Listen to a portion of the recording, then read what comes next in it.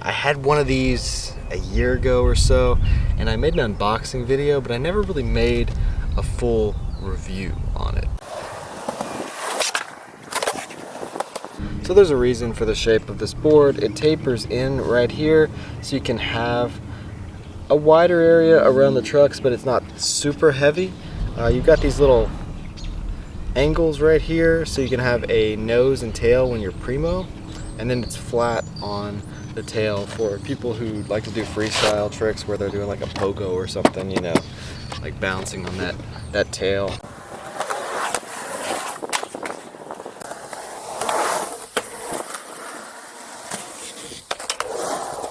The wheelbase is 15 inches, so it's good for transition and stuff like that, which is good for me because I like to skate transition. But yeah, it's not a super heavy board, but it is a big board, and I feel comfortable on it and stable. I put indies on this board because whenever I have a longer wheelbase, I put indies. Whenever I have a shorter wheelbase, I put thunders, because indies tend to shorten the wheelbase while thunders tend to lengthen the wheelbase.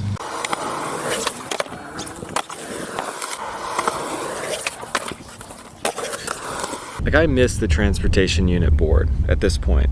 I never thought I'd say that, but I kind of miss being able to do 360 flips and stuff and having that quick rotation this way. 15-inch wheelbase is a long wheelbase, even for me. So if you're a really tall guy, this might be the perfect board for you. Or if you have really long legs. It does feel like it's a big board. It's a little bit hard to get around.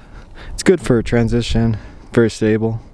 I'm struggling with the manuals just because it is a longer board than I'm used to. I've been skating some shorter boards lately. The wheelbase still feels a little long on these indies, so I could probably do ace trucks on this and it would probably actually be better.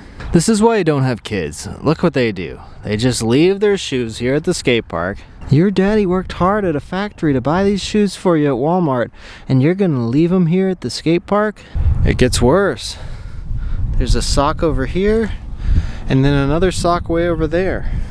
I just want to say indies are better than thunders when it comes to wheel bite, because my trucks are fairly loose, but I've got no wheel bite anywhere on this board.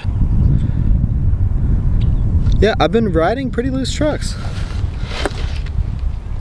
Been doing manuals and stuff, not a single bit of wheel bite. There's kind of a flare to this deck, almost like wheel wells. But yeah, these are 60mm Formula 4s. No wheel bite.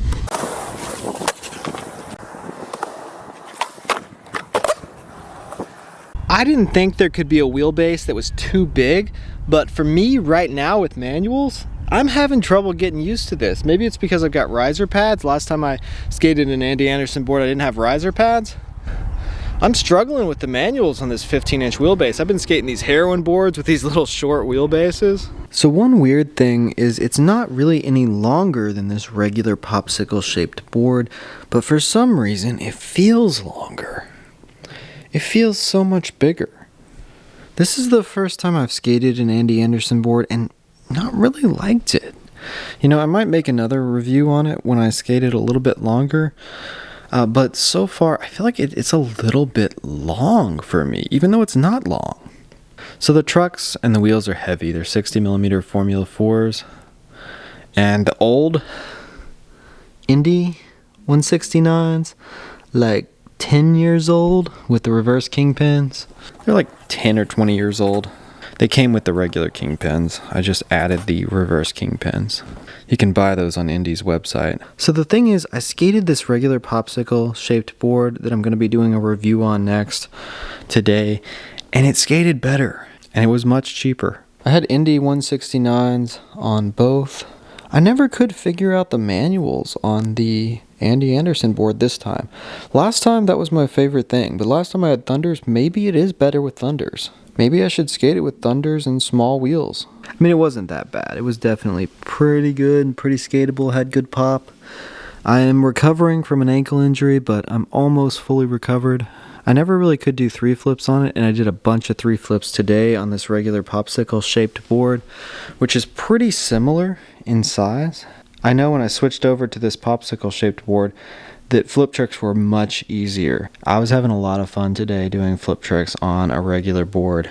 So yeah, I'll probably do another video on this Andy Anderson board when I've skated it a little bit longer, and maybe I'll mess around with trying some different trucks and wheels. So I hope you guys enjoyed this video. Scroll through my page, check out my other videos, and hit that subscribe button because I've got a lot more videos to come. Thanks for watching.